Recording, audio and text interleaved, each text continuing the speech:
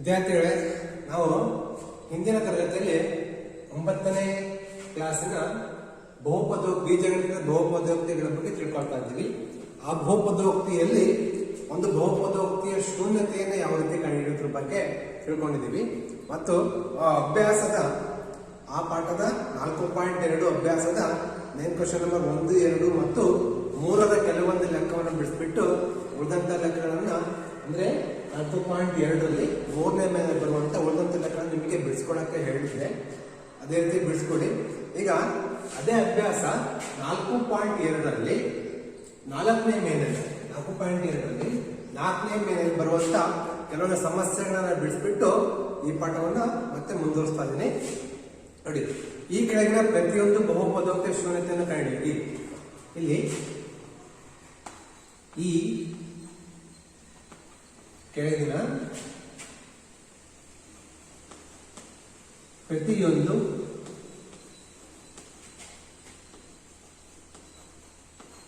ಬಹುಪದೋಕ್ತಿಯ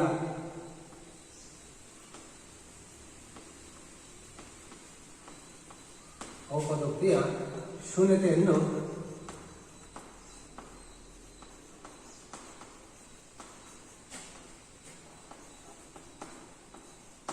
ಕಂಡುಹಿಡಿಯಿರಿ. ನೋಡಿ, ಇಲ್ಲಿ ಕೆಲವೊಂದು ಬಹುಪದೋಕ್ತಿ ಕೊಟ್ಟಿದ್ದಾರೆ. ಆ ಬಹುಪದೋಕ್ತಿ ಶೂನ್ಯತೆಯನ್ನು ಯಾವ ರೀತಿ ಕಂಡುಹಿಡಿಯಬೇಕು ಅನ್ನೋದನ್ನ ನಿಮಗೀಗ ಹೇಳ್ಕೊಡ್ತೀನಿ. ಅದರಲ್ಲಿ 1ನೇ ಲೆಕ್ಕ p of x is equal to x plus 5. p of x is equal to x plus 5. 2ನೇ ಲೆಕ್ಕ p of x is equal to x minus 5. 3ನೇ ಲೆಕ್ಕ p of x is equal to 2x plus 5. 2x plus 5. ನೋಡಿ, ಇಲ್ಲಿ 3 ಲೆಕ್ಕ ಮಾತ್ರ ಬಂದಿದ್ದೀನಿ. p of x is equal to x plus 5 ಇದೊಂದು ಬಹುಪದೋಕ್ತಿ. p of x is equal to x minus 5. p of x is equal to 2x plus 5. ಅಂದ್ರೆ ಈ ಬಹುಪದೋಕ್ತಿಗಳ ಶೂನ್ಯತೆಯನ್ನು ಕಂಡಿದೆ. ಅಂದ್ರೆ ಈ ಮೊದಲ ಬಹುಪದೋಕ್ತಿಯಲ್ಲಿ x ಚರಾಕ್ಷರ ಇದೆ. ಈ x ಚರಾಕ್ಷರ ಅಂತ ಹೇಳಿದ್ರೆ ಇಲ್ಲಿಗೆ x ಗೆ ಯಾವ ಬೆಲೆಯನ್ನು ಹಾಕಿದ್ರೆ ಈ p of x ನ ಬೆಲೆ 0 ಆಗುತ್ತೆ, ಅಂದ್ರೆ ಶೂನ್ಯತೆ ಆಗುತ್ತೆ ಅನ್ನೋದನ್ನ ಈಗ ನಾವು ಕಂಡುಹಿಡಿಯಬೇಕಾಗುತ್ತೆ. ಇಲ್ಲಿ ಶೂನ್ಯತೆ ಅಂತ ಹೇಳಿದ್ರೆ ಏನಾಗಬೇಕಂತ ಹೇಳಿದ್ರೆ p of x ನ ಬೆಲೆ 0 ಅಂತ ಬರ್ಬೇಕಾಗುತ್ತೆ. ಈಗ p of x ನ ಬೆಲೆ ಏನಾಗಬೇಕು, 0 ಬರ್ಬೇಕಾಗುತ್ತೆ. ಆದ್ರಿಂದ ಇಲ್ಲೇನ್ ಮಾಡ್ಬೇಕು ಅಂತ ಹೇಳಿದ್ರೆ p of x 0 ಅಂತ ಹೇಳಿದ್ರೆ ಈ ಪಾರ್ಟ್ 0 ಸಮ ಆದ್ರೆ ಈ ಪಾರ್ಟ್ ನ 0 ಸಮ ಮಾಡ್ಕೋಬೇಕು. x plus 5 is equal to 0 ಅಂತ ಮಾಡ್ಕೋಬೇಕಾಗುತ್ತೆ. ಅಂದ್ರೆ p of x ಎಂಬುದು 0ಗೆ ಸಮ ಅಂತ ಮಾಡ್ಕೊಂಡ್ರೆ ಶೂನ್ಯತೆ ಬರಬೇಕಾದ್ರಿಂದ 0 ಮಾಡ್ಕೋಬೇಕಾಗುತ್ತೆ. ಈಗ x is equal to plus 5 ನ ಮೊಮ್ಮು ತಗೊಂಡೋಗಿ ಏನಾಗುತ್ತೆ, -5 ಆಗುತ್ತೆ. -5 ಆಗುತ್ತೆ. x is equal to ಎಷ್ಟಾಗುತ್ತೆ, -5 ಆಗುತ್ತೆ. ಈಗ ನೋಡಿ, ಅಂದ್ರೆ ಈ ಒಂದು ಬಹುಪದೋಕ್ತಿ p of x is equal to x plus 5 ಈ ಬಹುಪದೋಕ್ತಿ ಶೂನ್ಯತೆ ಎಷ್ಟಾಗುತ್ತೆ, -5 ಆಗುತ್ತೆ. ಈಗ ನಾವು 0 ಬರುತ್ತಲ್ಲ ಅನ್ನೋದನ್ನ ನಾವು ಕಂಡುಹಿಡಿಯಬಹುದು. ನೋಡಿ, p of x is equal to x plus 5. ಈಗ ತಾಳೆ ನೋಡ್ಬೋದು, ನಾವು ಮಾಡೋದ್ಲೆಂತ ತಪ್ಪೋ ಸಣ್ಣ ಅಂತೇಳಿ ಚೆಕ್ ಮಾಡ್ಕೊಳ್ಬಹುದು. ನೋಡಿ, ಚರಾಕ್ಷರ x ನ ಬೆಲೆ ಎಷ್ಟಾಗಬೇಕು, 5 ಹಾಕ್ಬೇಕಾಗತ್ತೆ. is equal to -5 plus 5. ಈಗ ಪ್ಲಸ್ 5 -5 0 ಆಗುತ್ತೆ. ಅದರಿಂದ p of x is equal to 0. p of x is equal to 0. ಅದರ ಅರ್ಥ ಏನಂದ್ರೆ ಇಲ್ಲಿ ಈ ಬಹುಪದೋಕ್ತಿಯ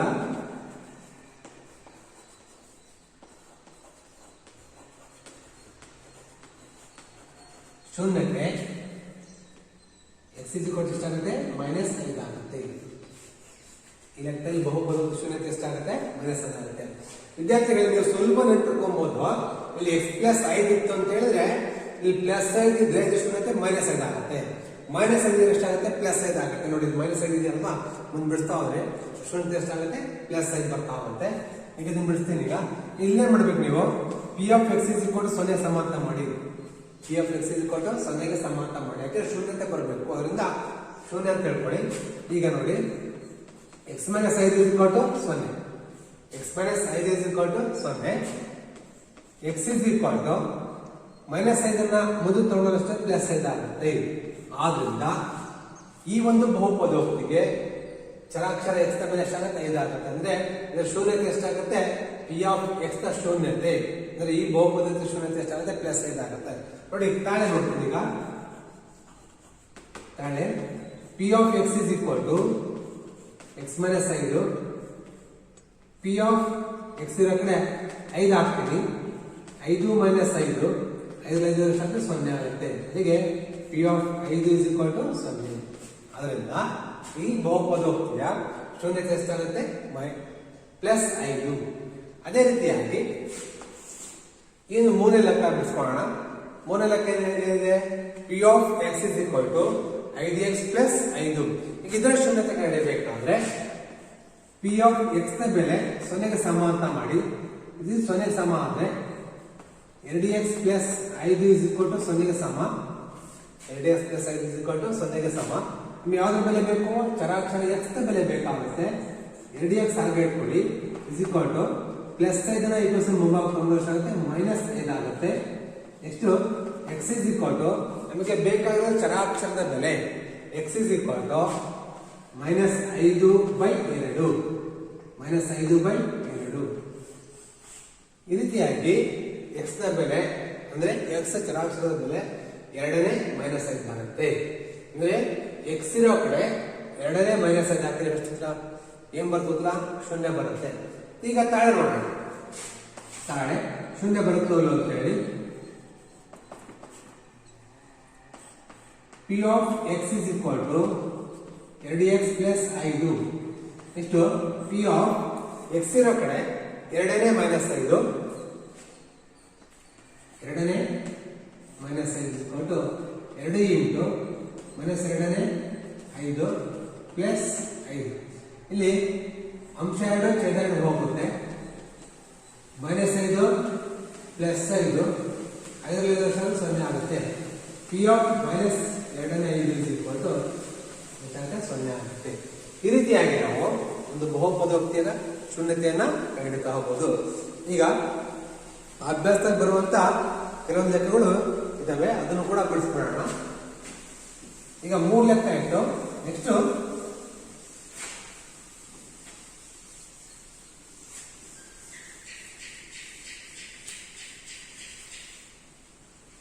4ನೇ ಲೆಕ್ಕ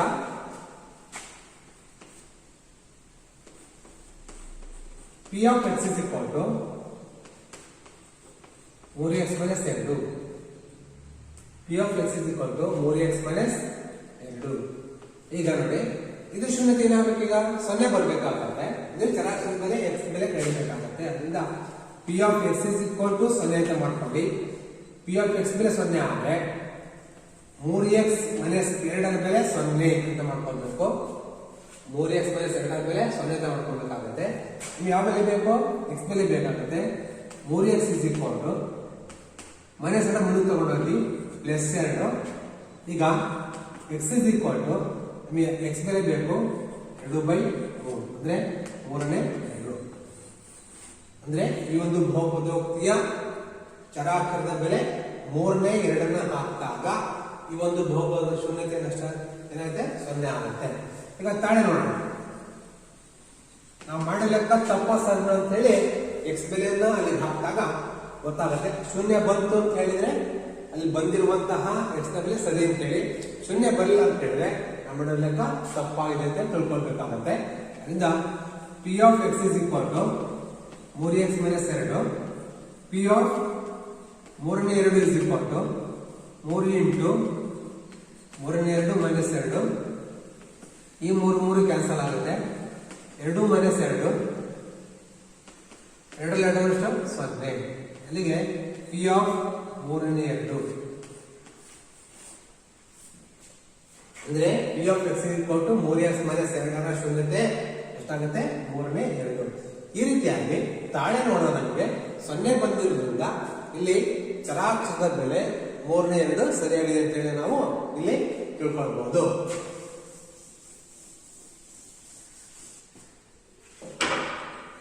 ಅದೇ ರೀತಿ ವಿದ್ಯಾರ್ಥಿಗಳೇ ಕೊನೆಯ ಒಂದು ಲೆಕ್ಕ ಮಾಡ್ಬಿಡ್ತೀನಿ.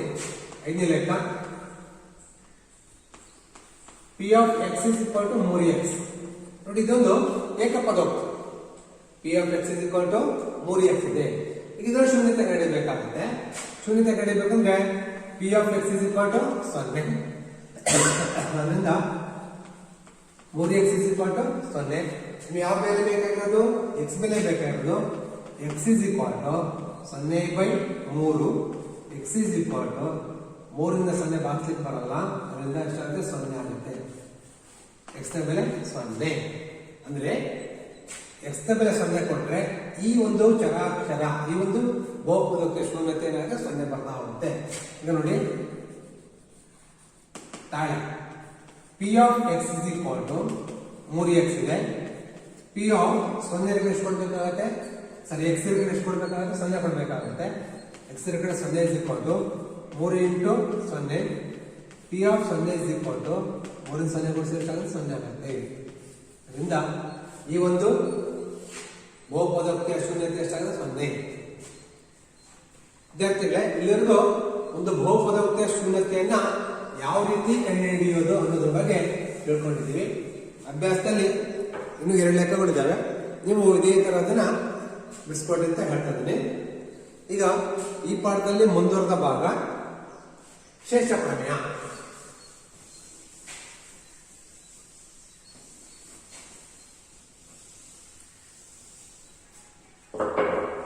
ನೆಕ್ಸ್ಟ್ ಶೇಷ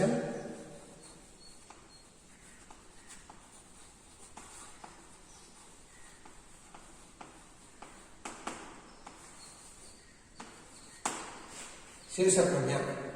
ವಿದ್ಯಾರ್ಥಿಗಳೇ, ಇಲ್ಲಿ ಒಂದು ಸಂಖ್ಯೆಯನ್ನ ಇನ್ನೊಂದು ಸಂಖ್ಯೆಯಿಂದ ಭಾಗಿಸಿದಾಗ ಶೇಷ ಹೆಂಗ್ ಬರುತ್ತೆ ಅನ್ನೋದನ್ನ ನಾವು ಹಿಂದಿನ ತರಗತಿಯಲ್ಲಿ ಮತ್ತು ಪ್ರೈಮರಿ ಸ್ಕೂಲ್ ತಿಳ್ಕೊಂಡಿದ್ದೀವಿ. ನಾವು ಈಗ ಭಾಜಕ ಇಸ್ ಈಕ್ವಲ್ ಟು ಭಾಜ್ಯ ಇಸ್ ಈಕ್ವಲ್ ಟು ಭಾಜಕ ಇಂಟು ಭಾಗಲಬ್ಧ ಇಸ್ ಈಕ್ವಲ್ ಟು ಪ್ಲಸ್ ಶೇಷ ಅನ್ನೋದ್ರ ಬಗ್ಗೆ ತಿಳ್ಕೊಂಡಿದ್ದೀವಿ.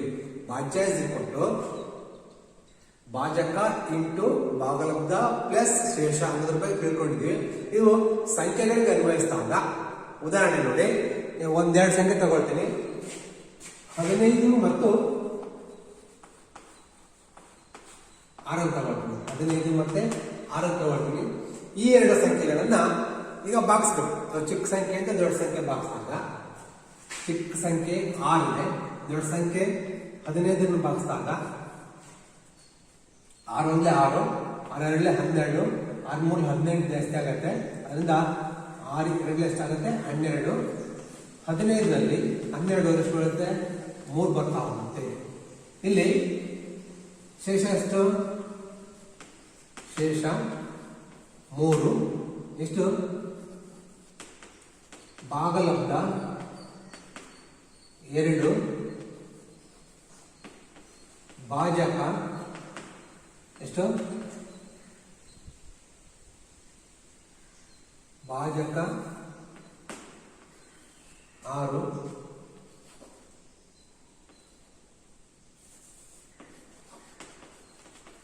ಭಾಜ್ಯ 15.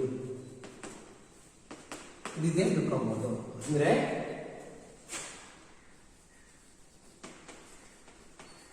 ಭಾಜ್ಯ ಇಸ್ ಈಕ್ವಲ್ ಟು ಭಾಗಲಬ್ಧ ಇಂಟು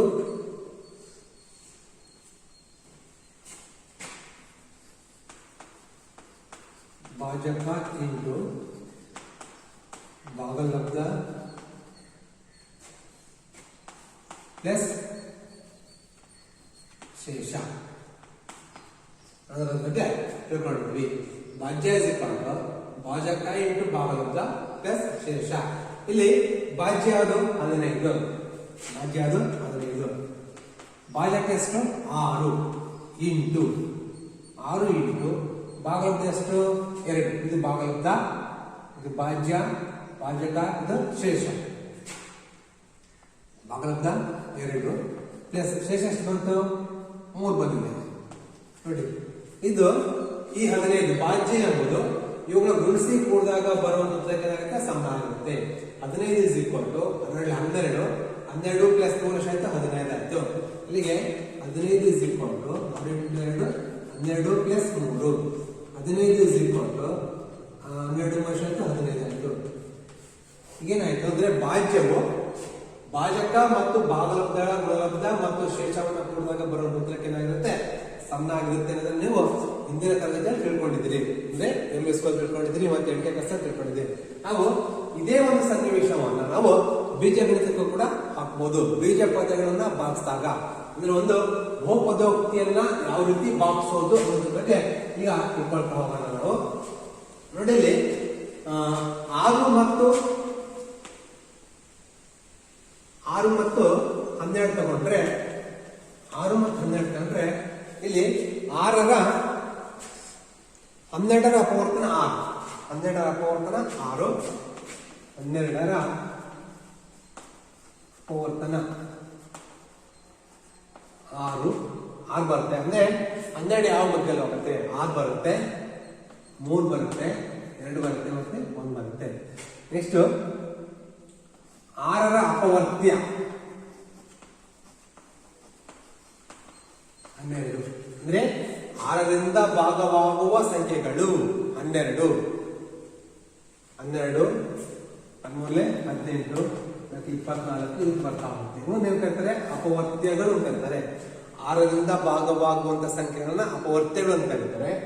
ಯಾವುದರಿಂದ ಭಾಗಿಸಲ್ಪಡುತ್ತೋ ಅವನ್ನ ಅಪವರ್ತನಗಳು ಅಂತ ಕರೀತಾರೆ. ಈಗ 3ರ ಅಪವರ್ತ್ಯ, 3ರ ಅಪವರ್ತ್ಯಗಳು 6, 12, 18, 24, 25 ಬರ್ತಾ ಹೋಗುತ್ತೆ. ಈ ರೀತಿ ಬರ್ತಾ ಹೋಗುತ್ತೆ. ನೆಕ್ಸ್ಟ್ 6ರ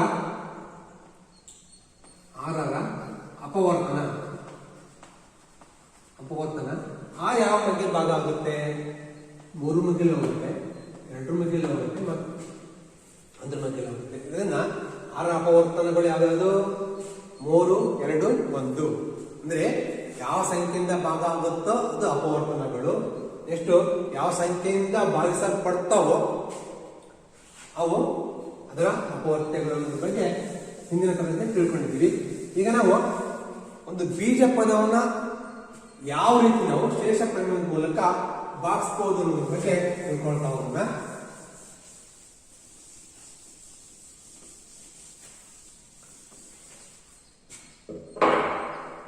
ನೋಡಿ, ಭಾಜ್ಯ ಭಾಜಕ ಇಂಟು ಭಾಗಲಬ್ಧ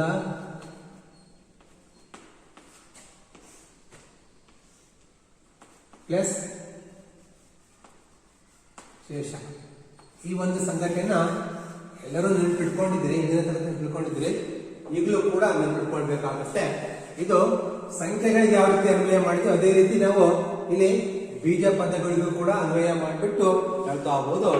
ಇಲ್ಲಿ ನೋಡಿ, ಒಂದು ಬೀಜ ಬಹುಪದೋಕ್ತಿಯಲ್ಲಿ ಭಾಜ್ಯವನ್ನ P(x) ಅಂತ ಕರೀತಾರೆ.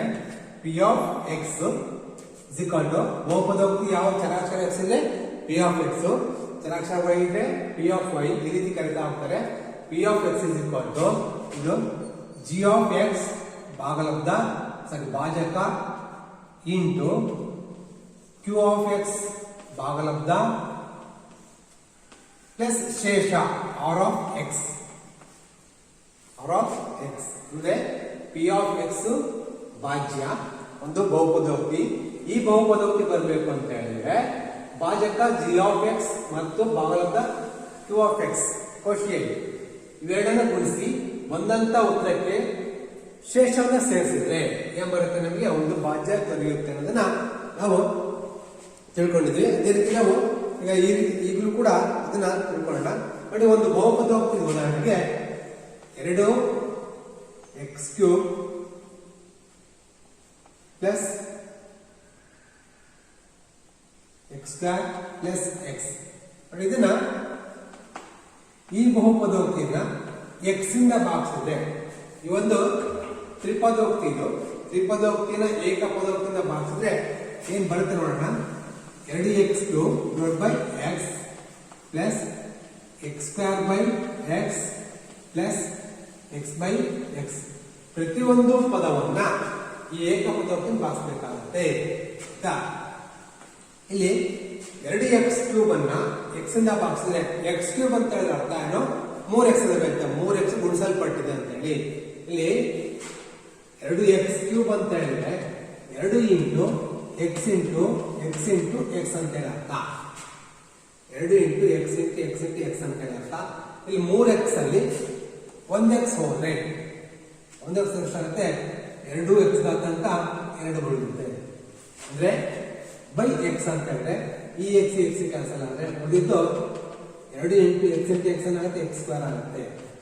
ಘಾತಾಂಕಗಳ ನಿಯಮಗಳ ಪ್ರಕಾರ ಘಾತಾಂಕಗಳ ನಿಯಮ ಏನಾಗುತ್ತೆ?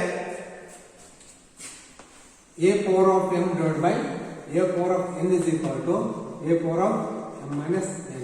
ಅಂದ್ರೆ ಆಧಾರ ಸಂಖ್ಯೆ ಒಂದೇ ಆಗಿದ್ದು ಘಾತಾಂಕಗಳು ಬೇರೆ ಬೇರೆ ಆಗಿದ್ದಾಗ ದೊಡ್ಡ ಘಾತಾಂಕದಲ್ಲಿ ಚಿಕ್ಕ ಘಾತಾಂಕವನ್ನು ಏನ್ ಮಾಡಬೇಕು? ಕಳಿಬೇಕು. ಭಾಗಿಸಿದಾಗ ದೊಡ್ಡ ಘಾತಾಂಕದಲ್ಲಿ ಚಿಕ್ಕ ಘಾತಾಂಕವನ್ನು ಏನ್ ಮಾಡಬೇಕಾಗುತ್ತೆ? ಕಳಿಬೇಕಾಗತ್ತೆ. ಅದರಿಂದ a ಘಾತಾಂಕ m ಮೈನಸ್ n ಅಂತ ಬರೀಬಹುದು. ಹೀಗೆ ಬರೀಬಹುದು ಅಲ್ವಾ? ನೋಡಿ, ಇದೇ ಉದಾಹರಣೆ ಹೋಲಿಕೆ ಮಾಡಿದ್ರೆ 2x³ ಡಿವೈಡ್ ಬೈ x ಅಂತ ಹೇಳಿದ್ರೆ ಇದು 2x³ ಇದ್ರ ಘಾತಾಂಕ ಎಷ್ಟಿರುತ್ತೆ? 1 ಎಷ್ಟಿರುತ್ತೆ? 1 ಇರುತ್ತೆ. ಆಧಾರ ಸಂಖ್ಯೆ x ಘಾತಾಂಕ 3 ಇದೆ, ಘಾತಾಂಕ 1 ಇದೆ. ಘಾತಾಂಕ 3 ಇರೋ ಕಡೆಗೆ ಘಾತಾಂಕ 1 ಮೇಲೆ ಹೋಗ್ಬೇಕಾಗತ್ತೆ. -1 2x ಘಾತಾಂಕ 2. ಈ ರೀತಿಯಾಗಿ 2x² ಅಂತೇಳಿ ಮಾಡಬಹುದು. ಈಗ ನೋಡಿ, ಬಾಕ್ಸ್ ಎಷ್ಟು ಬಂತು? 2x² ಆಯ್ತು. ಅದೇ ತರ ಇದನ್ನ ಬಾಕ್ಸ್ದಾಗ x² ಅಂತ ಹೇಳಿದ್ರೆ x ಇಂಟು x ಅಂತ ಹೇಳಿ ಇಲ್ಲಿ ಸ್ಕ್ವೇರ್ ಮತ್ತೆ x ಕ್ಯಾನ್ಸಲ್ ಆದ್ರೆ ಇದು x ಪ್ಲಸ್ x ಇಂದ x ಎಷ್ಟು ಹೋಗುತ್ತೆ? 1 ಆಗುತ್ತೆ. ಆದ್ರಿಂದ ನೋಡಿ 2x³ plus x² plus x ಅನ್ನ x ಇಂದ ಬಾಗಿಸಿದ್ರೆ 2x² ಪ್ಲಸ್ x ಪ್ಲಸ್ 1 ಬರುತ್ತೆ ಅನ್ನೋದನ್ನ ಇದ್ರ ಮೂಲಕ ನಾವು ತಿಳ್ಕೊಬಹುದು.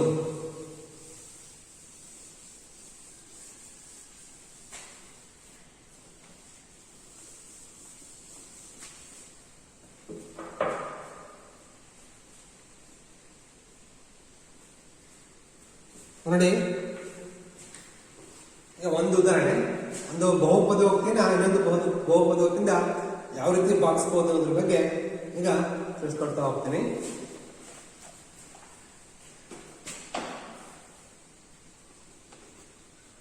ಒಂದೇ ಲೆಕ್ಕ p of x is equal to x plus 3x² minus 1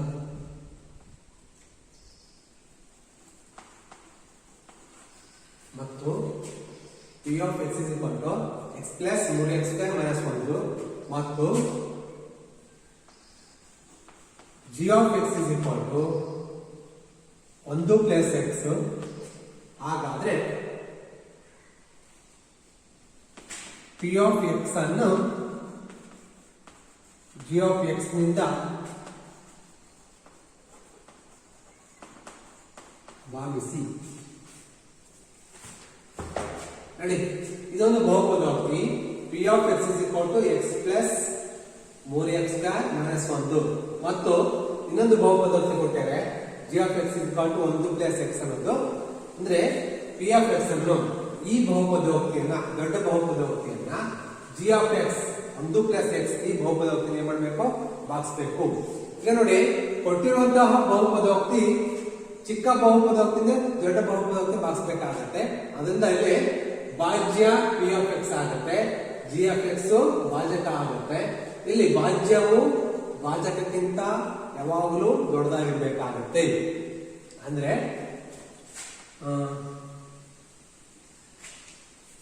p of x ಎಂಬುದು ಯಾವಾಗಲೂ g of x ಇಂದ ಇರಬೇಕು, ದೊಡ್ಡದಾಗಿರ್ಬೇಕು ಅಂತ ನಾವು ತಿಳ್ಕೊಂಡಿರ್ಬೇಕು. ಆಯ್ತಾ? ಅಂದ್ರೆ ಭಾಜ್ಯವು ಭಾಜಕಕ್ಕಿಂತ ಯಾವಾಗ ಇರಬೇಕು? ದೊಡ್ಡದಾಗಿರ್ಬೇಕಾಗುತ್ತೆ. ಈಗ ನಾನು ನೋಡಿ 1 ಪ್ಲಸ್ x ಇಂದ 1 ಪ್ಲಸ್ ನೋಡಿ, ನಮ್ಮ ಅನುಕೂಲ ಸ್ವಲ್ಪ ಏನ್ ಮಾಡ್ಬೇಕಂತ ಹೇಳಿದ್ರೆ ಫಸ್ಟ್ ಕೊಟ್ಟಿರುವಂತಹ ಬಹುಪದೋಕ್ತಿಯ ಘಾತಾಂಕ ಇಳಿಕೆಕೊಂಡು ಬರ್ಕೊಬೇಕಾಗುತ್ತೆ. ಫಸ್ಟ್ ನೋಡಿ, p of x ಏನಿದೆ x ಪ್ಲಸ್ 3x² minus 1 ಇದೆ ಅಲ್ವಾ? ಇದನ್ನ ನಾವು ಘಾತಾಂಕ ಇಳಿಕೆಕೊಂಡು ಬರ್ಕೊಬೇಕಾಗುತ್ತೆ. 3x² ನ ಫಸ್ಟ್ ಬರ್ಕೊಬೇಕು. 3x² plus x minus 1 ಬರ್ಕೊಬೇಕಾಗುತ್ತೆ. ಅಂದ್ರೆ ಬೀಜ ಪದಗಳ ಘಾತಗಳಿಕೆಯನ್ನು ನೋಡ್ಕೋಬೇಕಾಗುತ್ತೆ. 3x square plus x minus 1 ಇದು p ಆಫ್ x ಆಗುತ್ತೆ. ಅದೇ ತರ g ಆಫ್ x ಅನ್ನ 1 ಪ್ಲಸ್ x ಅಂತ ಇದೆ. ಎಷ್ಟಿದೆ? 1 ಪ್ಲಸ್ x ಇದೆ. ಅದನ್ನ ಸ್ವಲ್ಪ ಬದಲಾವಣೆ ಮಾಡಿಬಿಟ್ಟು ಲೆಕ್ಕ ಮಾಡಕ್ಕೆ ಅನುಕೂಲ ಆಗುತ್ತೆ. x ಪ್ಲಸ್ 1 ಬರ್ಕೊಬಹುದು. x ಪ್ಲಸ್ 1 ಎಷ್ಟೀಗ ನೋಡಿ, x ಪ್ಲಸ್ 1ರಿಂದ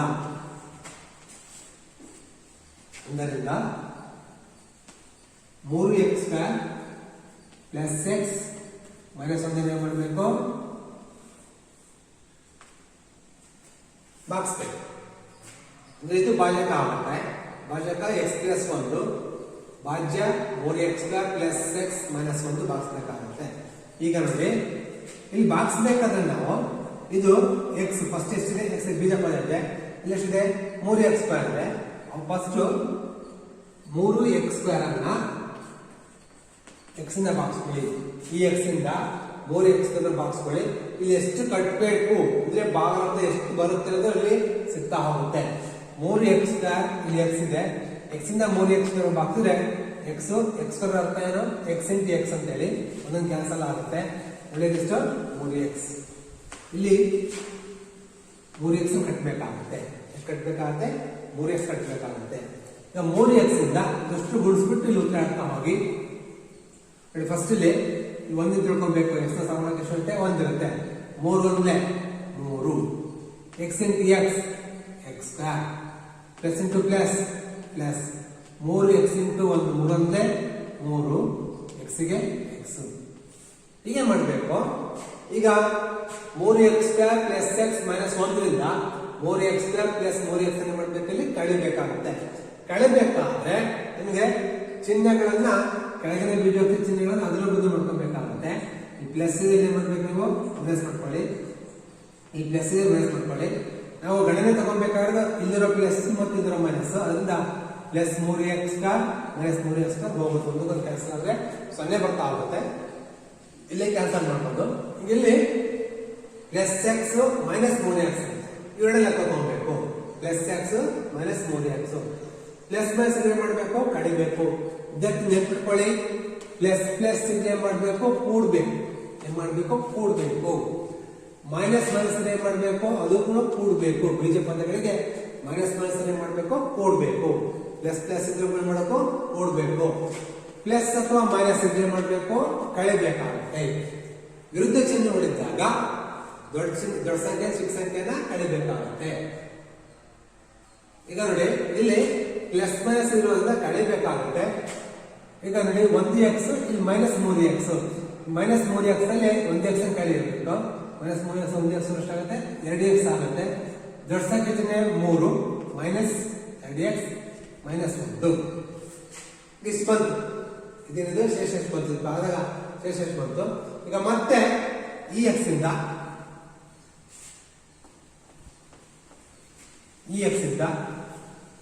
ಮೈನಸ್ 2x ಅನ್ನು ಭಾಗಿಸ್ಬೇಕು. ಈ x ಇಂದ ಮೈನಸ್ 2x ಅನ್ನ ಭಾಗಿಸ್ಬೇಕು. ಇಲ್ಲಿ xx ಕ್ಯಾನ್ಸಲ್ ಆಗುತ್ತೆ. xx ಕ್ಯಾನ್ಸಲ್ ಅಂದ್ರೆ ಮೈನಸ್ 2 ಬಂತು. ಮೈನಸ್ 2 ಬಂತು. ಈಗ ಮೈನಸ್ 2 ಮೇಲೆ ಭಾಗಲಬ್ಧ ಕಟ್ಟಬೇಕಾಗುತ್ತೆ. ಈಗ ನೋಡಿ ಮೈನಸ್ 2 ರಿಂದ ಇದಷ್ಟು ಗುಣಿಸ್ಕೊಬೇಕು. Plus into minus minus 2 into x 2x plus into minus minus 2 2. ಈಗ ಮತ್ತೆ ಕೆಳಗಿನ ಬೀಜೋಕ್ತಿ ಚಿಹ್ನೆ ಚೇಂಜ್ ಮಾಡ್ತೀನಿ. ಮೈನಸ್ ಇದೆ ಪ್ಲಸ್ ಮಾಡಿ, ಮೈನಸ್ ಇದೆ ಪ್ಲಸ್ ಮಾಡ್ತೀನಿ. ಪ್ಲಸ್ 2x ಮೈನಸ್ 2 ಕ್ಯಾನ್ಸಲ್ ಆಗುತ್ತೆ. ಈಗ ಪ್ಲಸ್ 2 ಮೈನಸ್ 1 ಪ್ಲಸ್ ಮೈನಸ್ ಏನ್ ಮಾಡೋದು? ಕಳಿಬೇಕು. 2 ಅಲ್ಲಿ 1 ಹೋದ್ರೆ 1. ದೇಶದ ಶೇಷ. ಈ ರೀತಿಯ ನಾವು ಒಂದು ಭಾಜಕದಿಂದ ಭಾಗಲಬ್ಧ ಭಾಜ್ಯವನ್ನ ಭಾಗಿಸಬೇಕಾಗುತ್ತೆ. ನೋಡಿ ಈಗ ತಾಳೆ ನೋಡ್ಬೇಕು. ನಾವು ಮಾಡಿಲ್ಲ ಅಂತ ತಪ್ಪ ಸಣ್ಣಂತ ನೋಡ್ಬೇಕಾಗುತ್ತೆ. ತಾಳೆ ನೋಡ್ಬೇಕಾಗತ್ತೆ. ತಾಳೆ ನೋಡ್ಬೇಕು ಅಂತ ಹೇಳಿದ್ರೆ ಈಗ ಬಂದಿರೋ ಉತ್ತರವನ್ನ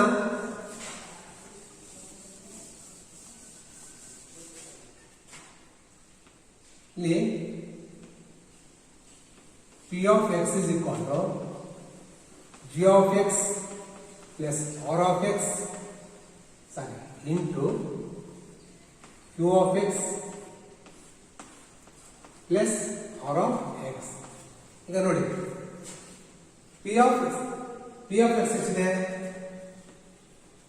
3x² plus X minus 1 is equal to G of X ಎಷ್ಟಿದೆ x ಪ್ಲಸ್ 1